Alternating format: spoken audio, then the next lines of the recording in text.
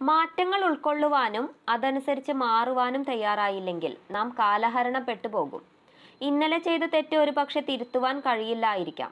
പക്ഷേ ഇനി ചെയ്യേണ്ടത് തെറ്റുകൂടാതെ ചെയ്യുവാൻ നമുക്ക് സാധിക്കും. കിട്ടുന്ന അവസരങ്ങൾ പരമാവധി പ്രയോജനപ്പെടുത്തുവാൻ പരിശ്രമിക്കുക. കാരണം ചില അവസരങ്ങൾ വീണ്ടും കിട്ടിയെന്ന് വരില്ല. ശുഭദിനം നേരുന്നു. ഒരാളെ നാം എത്ര സ്നേഹിക്കുന്നുവെന്ന് അറിയിക്കണമെങ്കിൽ അയാൾ മരിച്ചുവെന്ന അവസ്ഥയെക്കുറിച്ച് ചിന്തിച്ചു നോക്കണം. ഒരിക്കലും തിരിച്ചു വരാൻ സാധ്യതയില്ലാത്ത വിധം അയാൾ പോയെന്ന് ഉറപ്പാകുമ്പോൾ ഉള്ളിലെവിടെയോ അനുഭവപ്പെടാൻ പോകുന്നൊരു നിർവികാരതയില്ലേ?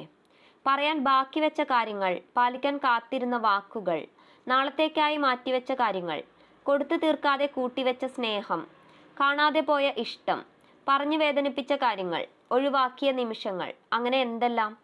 എല്ലാം ഒരു സെക്കൻഡിൽ അവസാനിച്ചു എന്നറിയുമ്പോൾ അനുഭവപ്പെടുന്ന ഒരു തരം മരവിപ്പുണ്ടല്ലോ, അതിൻ്റെ തീവ്രതയിലും ഹൃദയം വിങ്ങുന്നുണ്ടാവും. ഇതാണ് മനുഷ്യൻ. ഇത്രയേയുള്ളൂ മനുഷ്യൻ. നല്ലൊരു ദിവസം ആശംസിക്കുന്നു.